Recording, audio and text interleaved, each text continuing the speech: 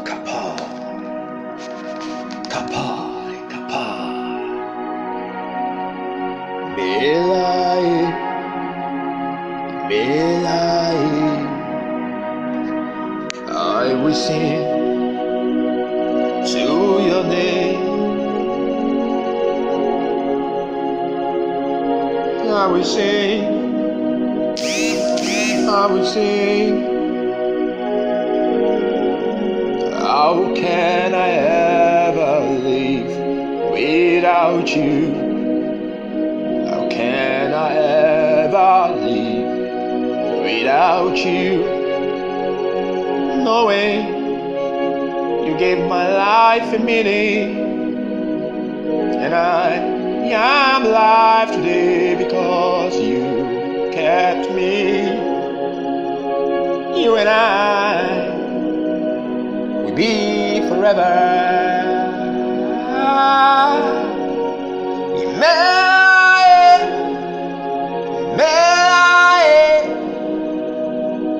I will sing you songs of praise.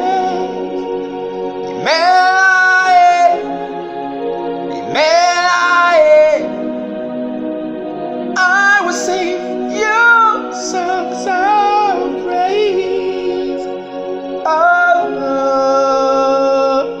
oh,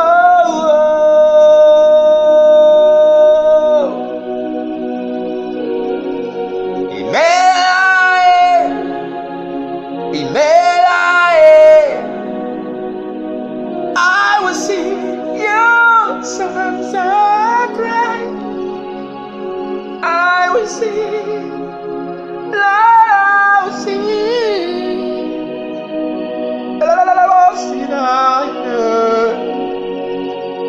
I will sing,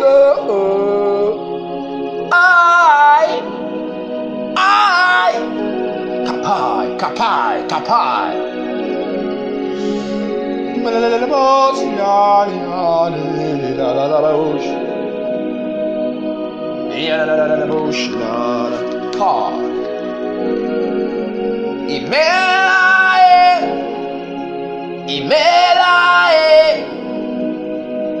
I will sing you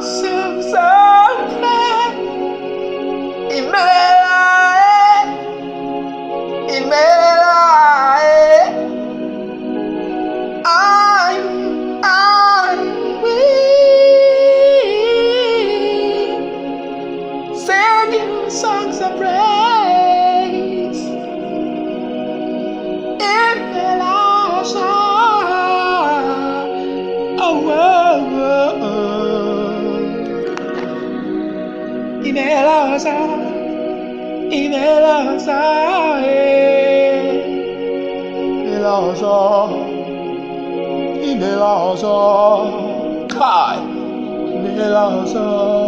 Kai,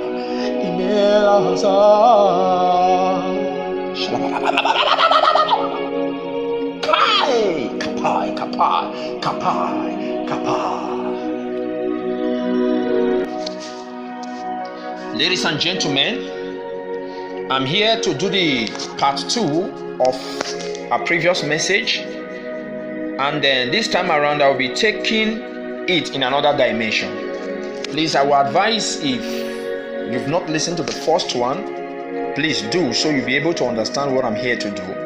I will do you a favor by dropping the link on the comment section to make it very easy for you if you are a first timer.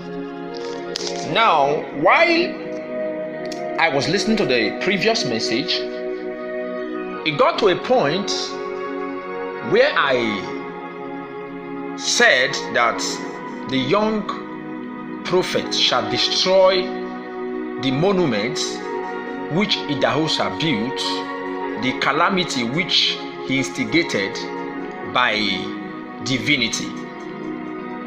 And then as soon as that part came, I heard the voice of the Lord and asked, saying, what is the divinity? And another voice came and said, war.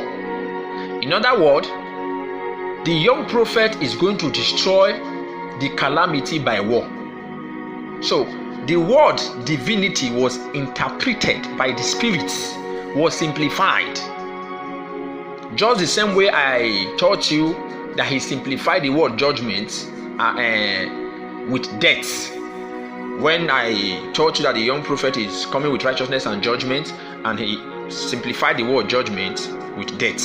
So to be specific, so we understand the manner of judgment that is coming. You can judge a man with blindness, you can judge a man with madness, you can judge a man with different kind of thing. But he wanted us to understand the kind of judgment that is coming, that the judgment will be very conspicuous in the fashion of death.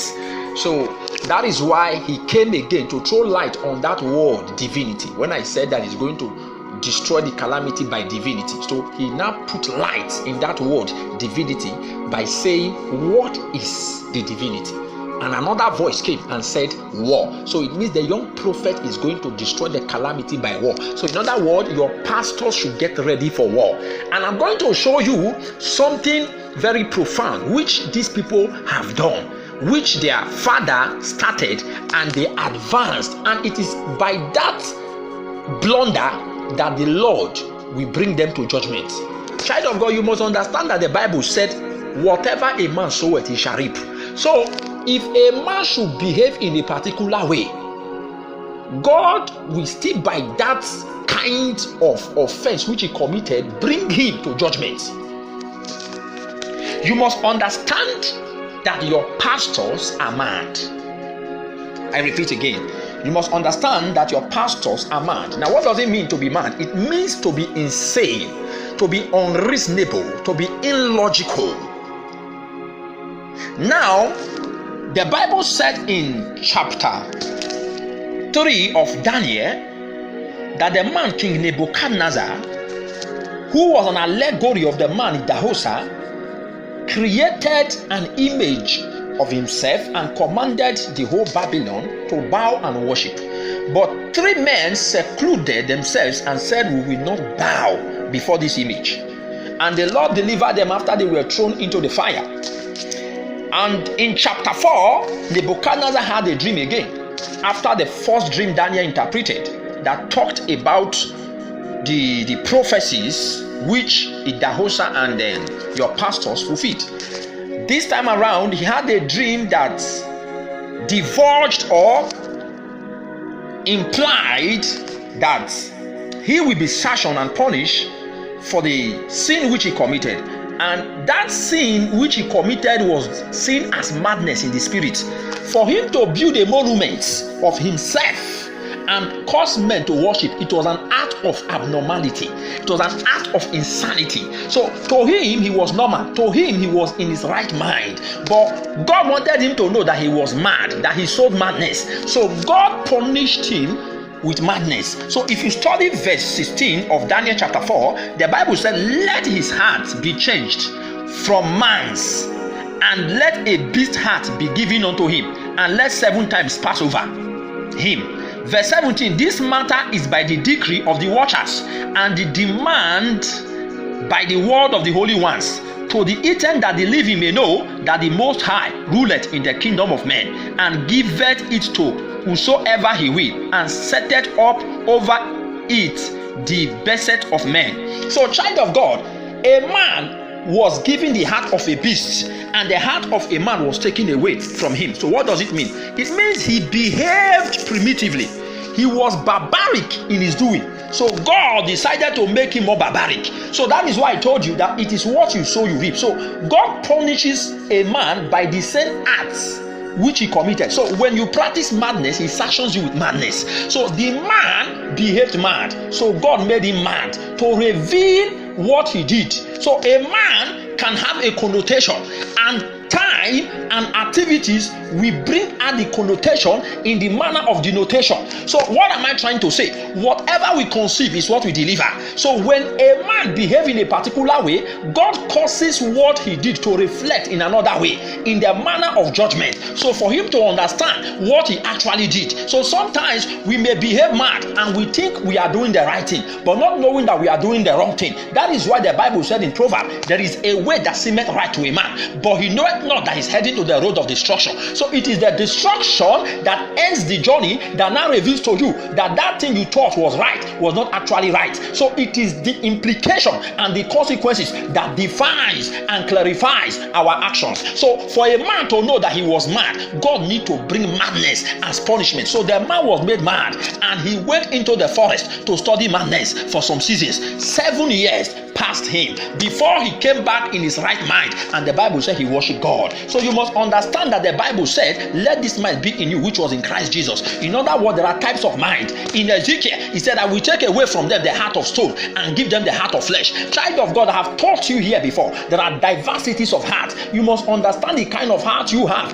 and the kind of heart your pastors have. So some of them carry the heart of animal. They carry the heart of what? Animal. So any man who does not have the heart of flesh, which is the heart of man that was taken from Nebuchadnezzar, is a man who has gone mad. So there are men who seem to be reasonable, but they are not actually reasonable. That is why Paul said in the book of Romans chapter 12, he said, present your body a holy sacrifice, a living sacrifice, holy and acceptable unto God. For this is your reasonable service. For this is your reasonable. So it means if you don't present your body, you are doing an unreasonable service. So such a person is mad. So that is why they recommended the best heart for you, which is the heart of Christ. In Philippians 2:5, he said, let this mind be in you, which was in Christ Jesus. So a man who built a monument, built it by madness, and such a man will be punished by madness. So what is my point? The man idahosa built a monument which your pastors worship, according to what I taught you before, by madness, and your pastors contacted that madness, because madness is contagious. Madness is contagious. When you stay too long with a madman, you become mad. So when you take delight in what a madman is doing and emulate him, you become a madman. So by madness the monument was erected, and by madness they worshiped the monument, and because they were mad, they could not align with the man Prophet TB Joshua, because a man whose heart was like that of Christ cannot align with men whose heart is the heart of a beast. So they were not reasonable. So because of that, they were mad with the man of God. Now let me show you something in the book of Luke chapter 6 verse 10 to 11. This will reveal why I compare your pastors with the man TB Joshua in the regard of this word madness and the heart of Christ. Now in Luke chapter 6 verse 10 to 11, the Bible said, and looking round about upon them all, he said unto the man, stretch forth thy hand. And he did so, and his hand was restored, whole as the other. Now this is Jesus healing a man. But guess what? Look at the reactions of the Pharisees. Verse 11, and they were filled with madness, and they were filled with madness, and communed one with another what they might do to Jesus. So for them to commune among themselves and put the man TB Joshua away from their council and discriminated him is a sign that they were filled with madness. Why were they filled with madness? Because the man worked miracles which they could not work. Because the man went about exhibiting generosity and altruism, and because the man also said that he was born again in his mother's womb, and they did understand due to the state of their mind, because the Bible said if a wise man's heart is at the right side and a foolish man's heart is at the left, so their heart was at the left, and because of the left side of their heart and their understanding, which was perverted and perverse, they could not comprehend or understand the mystery which the man denoted. They could not demystify or paraphrase to understand what the man has said to them, so they became mad. They became mad. Now if you look at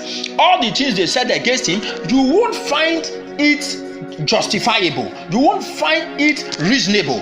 You understand that all this is as a result of jealousy, pride, and arrogance. So it is because they were filled with madness. They were filled with madness. That is why they behaved towards him the way they behaved. So all these things are biblical. All these things are scriptural. So whatever they are doing today is a repetition of what their ancestors and progenitors did in time past. So you must understand that when a man builds a monument by madness and his followers worship by the same madness which they contacted, they all will be punished by madness. Yes, they all will be punished by what? Madness. A man called Solomon said in the book of Ecclesiastes chapter 1, he said, I gave my heart to know wisdom and to know folly and to know madness, and I discovered that all these are vexation of spirit. So a man embark on the journey to discover what madness is in the kingdom, to study and know how God sees madness, how God sees wisdom, and how God sees fully. So he realized that all this are vexation of spirit. Child of God, what they taught you is religion. What they taught you is theology. These are the schools you went through. But you must understand that there is this school in the spirit realm, and it is the Holy Ghost that teaches in that school. It is angels. They are called watchers, holy ones. They are the ones that educate men, just like the way angels educated Daniel outside the excellent spirit which he received of God, that also taught him things. Now, in this school, they teach wisdom. In this school, they teach fully. In this school, they teach madness. So when you graduate from this school, you can look at a man and identify a man who is mad.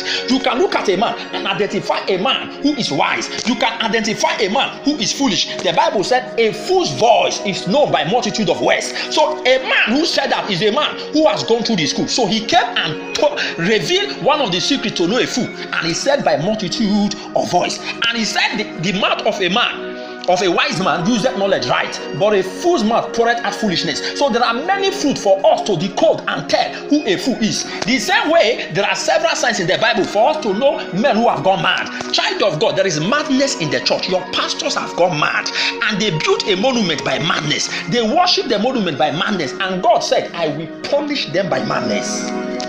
Now, if you study the book of Zechariah, chapter 12, verse 4, in that day, saith the Lord, I will smite every horse with astonishment, and his rider with madness. And I will open my eyes upon the house of Judah, and I will smite every horse of the people with blindness. Now, the Bible said, I will smite every horse with astonishment. In other words, with amazement. He is going to instigate things that will surprise the church. The horse there represent ministry. The rider talks about the leaders, the rulers, the ministers there. So he said he's going to smite the church by interpretation prophetically with amazement. So the church will see things that will shock them and amaze them, and they will fear God. And their rulers, which is the riders here, contextually, he said he is going to smite them with madness. Why will he smite them with madness? Because by madness they build a monument. So the punishment for madness is madness. That's why I told you the Bible said, do not be deceived. God is not mocked. Whatsoever a man soweth, he shall reap. So the same measure you measure, it will be measured back to you. So if you build a monument by madness, God will punish you by madness. If you build a monument by blindness, God will punish you by blindness. So you must understand that there is madness in the church and there is blindness in the church. Because if they have eyes, they would have identified these faults that I come to talk about, and they would have saved themselves from the calamity that is to befall them. Now, if you read, Jesus said to the Pharisees, when they say, are we also blind? He said it would have been better if you were blind. For if you were blind, you would have received sight and see. But because he said you are not blind, you are blind. So you must understand that men who have optical eyes don't actually have eyes, because there are blind people who knows that Jesus is the son of David. And the Pharisees who seem to have eyes did not know. They called him the son of Joseph, the name of his familiarity. So you must understand that the optical eyes is not eyes. That's what they call the eyes of the mind, the eyes of understanding. So a generation that lacks a spiritual eyes and the eyes of understanding shall the Lord smite with blindness. That is why the people of Sodom saw angel and they were blind to the reality that came before them. But Lot, a man who could perceive the veracity of divinity, entertained them, and he received information from them that bade him and his family and brought them to God's salvation. And why those in Sodom were destroyed? Because of blindness. So a man who is blind will be buried and sanctioned and penalized with the same blindness. And a man who built a monument by madness will go down by madness. So the Bible said in verse 4 of Zechariah chapter 12, in that day saith the Lord, in that day, child of God, that day has come. That prophecy is manifesting already, because men have fulfilled a version. They have perfected the first side of the coin. So the second side of the coin is about to reveal, is about to surface. So a man who has built a monument by madness is going to be penalized by madness. In that day saith the Lord, I will smite every horse, every ministry with astonishment, and his rider, his pastors, with madness. And I will open my eyes upon the house of Judah, and I will smite every horse of the people with blindness. So the church is blind. God has smitten them with blindness. That is why they can't sense. That is why they can't perceive. That is why they can't design. That is why they cannot understand the time. So they are still comfortable there, teaching jamborees, teaching all manner of ecstatic and elated sermons that will bring them to total delusion and destruction, instead of them to teach sermons that will awaken the people and make them fearful and make them careful and cheerful in the salvation of God, which he has brought to the church by the knowledge of his prophetic word. Child of God, if you study Ecclesiastes chapter 9 verse 3, this is an evil among all things that are done under the sun, that there is one event unto all. Yea, also the heart of the sons of men is full of evil, and madness is in their hearts while they live, and after that they go to the dead. He said this is an evil among all things that are done under the sun, that there is one event unto all. One event. Child of God, it means it was created. It means it was erected. Now, that madness was fashioned by a spirit, and this spirit Adwa.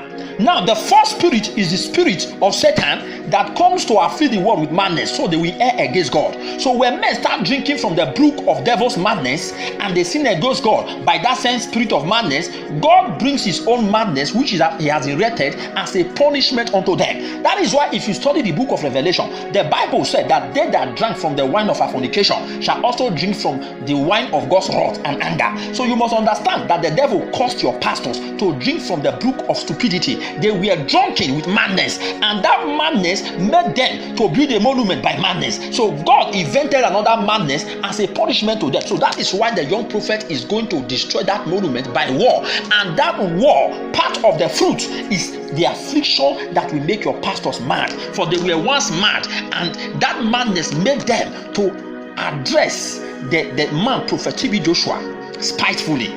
So now that the Lord will punish them, he will also punish them with that same madness. He said the heart of the sons of men is what? Filled with madness. The Bible said the Pharisees were filled with madness, and they began to conspire. So when a man of God begins to concoct evil messages to destroy another man of God, it's a sign that he has gone mad. Your pastors are mad. Now, if you study the book of 2 Peter chapter 2 verse 16, let's start from 15. Which have forsaken the right way and are gone astray, following the way of Balaam, the son of Bosor, who loved the wages of unrighteousness. Now verse 16, but was rebuked for his iniquity. The dumb ass, speaking with man's voice, forbade the madness of the prophet. So it means Balaam was mad.